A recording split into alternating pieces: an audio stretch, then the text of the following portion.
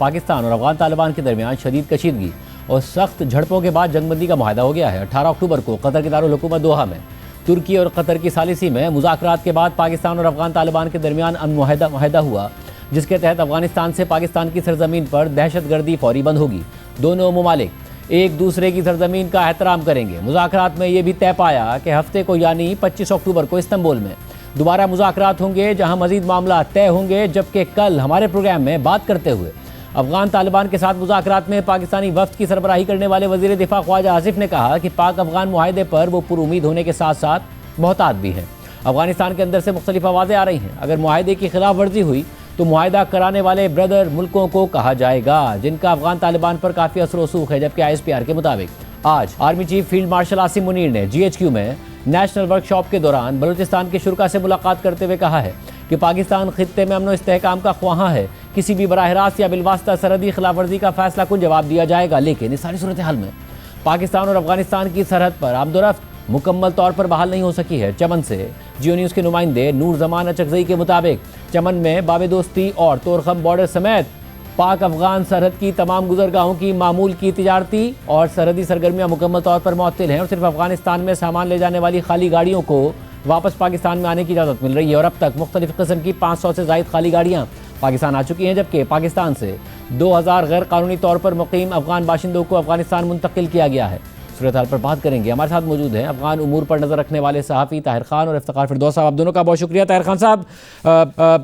وزیر دفاع جو خود مذاکرات میں موجود تھے، وہ ظاہر کہہ رہے ہیں محتاط ہوں میں، مگر امید بھی وہ رکھتے ہیں۔ آپ کو لگ رہا ہے کہ یہ اسٹینڈ کر سکتی ہے جب ثالث ممالک بیچ میں پڑے ہیں، دوست ممالک، کیونکہ وہ کہہ رہے ہیں اگر کچھ ہوا، خلاف ورزی ہوئی تو ہم انہی سے کہیں گے؟ بہت شکریہ۔ آپ کے سوال کا جو آخری آپ نے کہا کہ دوست ممالک اس میں کود پڑے ہیں اور ان کا ایک رول رہا ہے، تو یہ پاکستان اور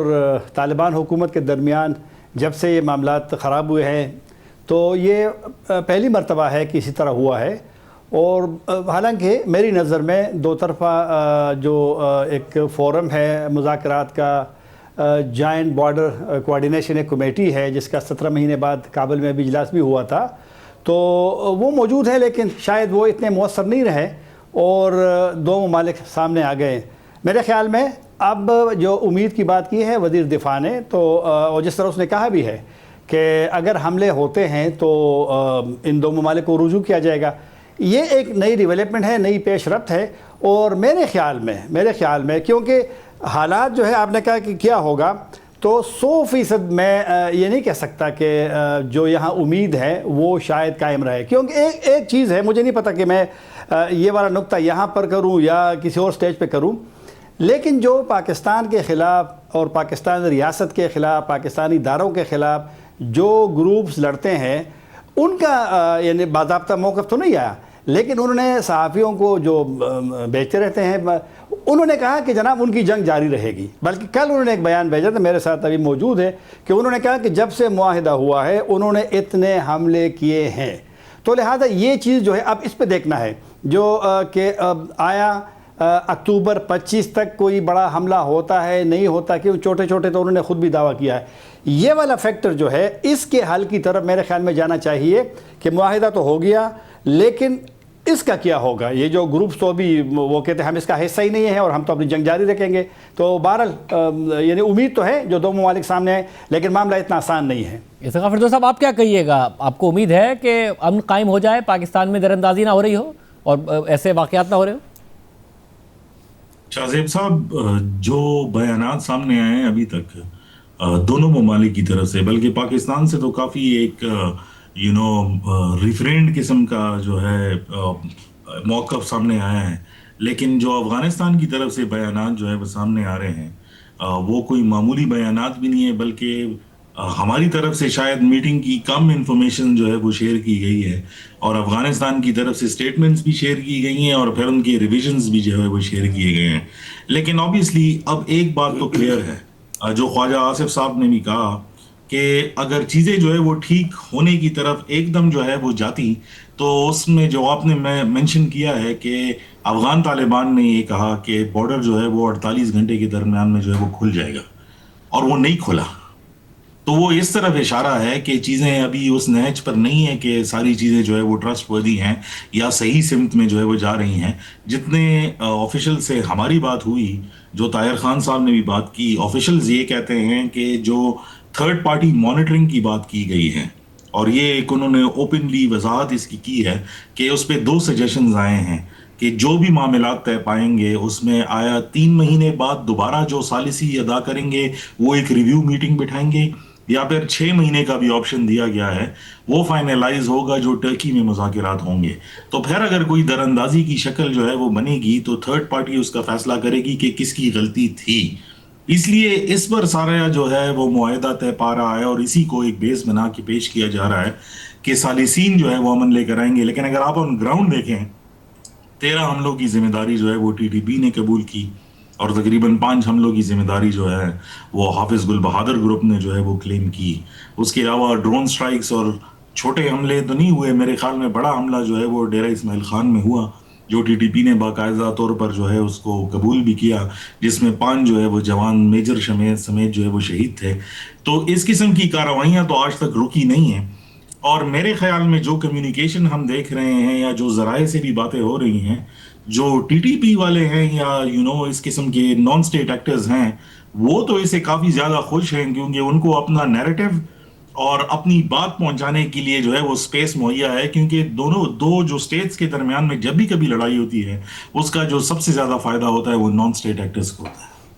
تو یہ جو نان اسٹیٹ ایکٹرز ہیں طارق صاحب, آپ پہلے جب آپ ذکر کر رہے تھے, ان کے اوپر انفلوئنس کتنا ہے افغان طالبان کا؟ اگر افغان طالبان پاکستانی حکومت کے ساتھ ثالثوں کی موجودگی میں کمٹمنٹ کر لیتے ہیں تو ٹی ٹی پی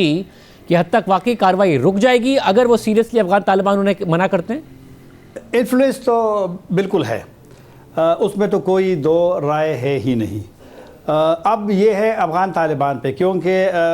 ایک اور ہم بات ہے کہ 2007 سے جب سے ٹی ٹی پی بنی ہے وہ تو بار بار کہتی ہے کہ جی طالبان کے امیر ملا عمر سے لے کر کے اب تک وہ ان کے امیر ہیں, اور ان کے آپ بیانات دیکھیں جب سے سلسلہ شروع ہوا ہے افغان طالبان نے کبھی بھی اوپنلی پبلکلی ان کو اون نہیں کیا. تو لہٰذا ایک انفلوئنس بالکل ہے, اور اگر انفلوئنس مطلب ہے کہ نہیں ہوتا تو اب یہ والی صورتحال نہیں تھی, کیونکہ افغان طالبان پہ جب سے ان کی حکومت آئی ہے تو پاکستان میں مسائل بڑے ہیں, پاکستان میں مشکلات بڑے ہیں. یہاں ہم سنتے ہیں کہ 60% جو ہے وہ حملوں میں اضافہ ہوا ہے. تو پاکستانی طالبان کا یہ مسئلہ ہے کہ ماضی کی طرح امریکی ڈرون تو نہیں ہے کہ ان کو ہٹ کرے یہاں اور وہاں, جس کو ماضی میں کیے ہے بیت اللہ سے لے کر حکیم اللہ, پھر وہ مولوی فضل اللہ, اور باقی سیکنڈ لیڈرشپ تو بہت زیادہ ہے, تو امریکیوں نے کیا ہے. اور نہ اشرف غنی کی حکومت ہے کہ ان کے خلاف ایکشن لے. اسلحہ ان کے آپ دیکھتے ہیں ان کی ویڈیوز اور ان کی وہ کہ کس طرح کے وسائل, مین پاور ان کی زیادہ ہوئی ہے. تو لہٰذا یہ سب چیلنج بڑے ہیں, اور میرے خیال میں افغان طالبان کو سوچنا پڑے گا, جس طرح کے پاکستانی لیڈرز, پرائم منسٹر نے خود کہا جب بنو گئے تھے حملے کے بعد کہ آپ پاکستان کو لیں یا آپ ٹی ٹی پی کو لیں. تو لہٰذا اب ان کی ذمہ داری ہے کہ افغان طالبان کا اگر ہے بھی ان کے ساتھ ماضی کی انڈیوالی اور اتحاد اور ایک اکٹھے ہو کے امریکیوں یا نیٹو کے خلاف لڑنا, لیکن افغان طالبان اب وہ حکومت میں ہے. اب ان کی پورے افغانستان پہ 4 کروڑ کی آبادی پہ 34 صوبوں پہ, اور ہر جو جتنے بھی ان کے پڑوسی ہیں, ان کے بارڈرز ہیں, ان پہ ان کا کنٹرول ہے. تو اور پھر انہوں نے بین الاقوامی تعلقات قائم کرنے ہیں پڑوسیوں کے ساتھ, تو پرائرٹی ہے ان کی. جیسے مثلا کافی سارے چیزیں ایسی ہیں, جس طرح افتخار نے کہا, تو یہ جو بارڈر بند ہے اس کا نقصان ہمیں بھی ہو رہا ہے, یعنی کہ صرف افغانستان کو ہو رہا ہے, ہمیں بھی, ہمیں میرے خیال میں زیادہ ہو رہا ہے, کیونکہ ہماری پروڈکشن, ہماری ایکسپورٹس افغانستان کو زیادہ ہے, لیکن ان کو بھی نقصان ہو رہا ہے. تو لہٰذا افغان طالبان کو سوچنا پڑے گا کہ آیا وہ اس وقت تک ایک گروپ ہے, یا اس وقت تک, یا اب وہ ایک بڑے ملک کی اس پہ وہ رول کر رہے ہیں, اور دنیا بھی دیکھ رہی ہے, دنیا بھی ان کو دیکھ رہی ہے, خطہ بھی ان کو دیکھ رہا ہے. ٹھیک, اور تو افتخار پھر تو صاحب پھر دو طرفہ پھر مجھے بتائے گا سرسوخ, جیسے طاہر خان صاحب بھی اس حوالے سے بات کرتے ہیں. ایک تو افغان طالبان کے اوپر قطر کا, ترکیے کا رسوخ کہ وہ ان کی وجہ سے یہ مجبور کریں ٹی ٹی پی کو, اور اگر وہ مجبور کریں تو ان کا ٹی ٹی پی کے اوپر اتنا رسوخ کہ وہ مان جائیں اور پھر کارروائی نہ کر رہے ہوں. دیکھیں شاہ زیب صاحب, اثر و رسوخ کے حوالے سے میرے خیال میں یہ میں کہوں گا کہ اگر باقی چیزوں پر افغان طالبان کا کوئی اثر و رسوخ ہے یا نہیں ہے افغانستان میں، جو ٹی ٹی پی ہے یا باقی سارے دھڑے ہیں ان کے اوپر ان کا اثر و رسوخ جو ہے وہ ضرور ہے. اور ہم نے تقریباً کوئی 2022-23 کے اوائل کے اندر ٹی ٹی پی کا جو ہے وہ ایک انٹرویو کیا تھا، جس میں ان کے چیف نے نور ولی نے خود کہا تھا کہ وہ کندہار کی انفلوئنس کے نیچے جو ہے وہ کام کر رہے ہیں، بلکہ ابھی ادھر وزٹ جو ہے وہ کر کے آئے ہیں. اور آنے والی اطلاعات بھی جو ہے وہ یہی بتاتی ہیں کہ ادھر ان کا پورا ہولڈ ہے. جو انکرپٹڈ چینلز کی جو کمیونیکیشنز جتنی بھی آپ دیکھ لیں وہ سب کے سب افغان طالبان کے ساتھ جو ہے وہ یکساں ہیں. تو یہ کہنا کہ انہوں نے پبلکلی اون نہیں کیا یہ سچی بات ہے، لیکن یہ کہنا کہ یہ ایک دوسرے سے جدا ہیں، میرے خیال میں یہ مکمل طور پر جو ہے بات کو بدلنا ہوگا. لیکن میں ایک اور ایشو کی طرف جو ہے آپ کی توجہ دلانا چاہتا ہوں، کیونکہ وہ زیادہ اہم لگتا ہے، اور وہ بات جو ہے اب افغان طالبان ایک ڈیفلیکٹو آرگیومنٹ کے طور پر استعمال کر رہی ہیں. اگر آپ افغانستان سے لگی جڑی جتنی بھی سٹیٹمنٹس نکال کے دیکھ لیں، اس میں نہ تو بارڈر کی اور نہ سٹرائکس کی اس طرح کوئی ذکر ہے، نہ ٹی ٹی پی کے ایشو کے حوالے سے بات ہے، بلکہ جس بات پر وہ کانسنٹریٹ کرنے ہیں انہوں نے وہ آرگیومنٹ ٹوٹلی جو ہے وہ انٹرنیشنل بارڈر کے ڈسپیوٹ کے اوپر جو ہے وہ بنا دیے. اور افغانستان سے جتنی بھی سٹیٹمنٹس جو ہے وہ آئی ہیں، اگر آپ الجزیرہ پر ملا یعقوب کا انٹرویو دیکھ لیں یا پھر افغانستان سے نکلی ہوئی سٹیٹمنٹس دیکھ لیں یا سہیل شاہین صاحب کی سٹیٹمنٹس جو ہے وہ دیکھ لیں، اس میں تو انٹرنیشنل بارڈر پر وہ بات کر رہے ہیں. اس ایشو پر تو وہ بات کرنے کے لیے تیار بھی نہیں ہے، بلکہ ایکنالج بھی نہیں کرتے کہ اس کے حوالے سے جو ہے وہ بات ہوئی. تو مجھے جب میں یہ ساری چیزیں دیکھتا ہوں، اور پھر ٹرکش انفلوئنس کی آپ نے بات کی، قطر کا انفلوئنس آلریڈی ہے، لیکن جب میں جو ہوا اور اس کے بعد سے جو ریویژنز کی گئیں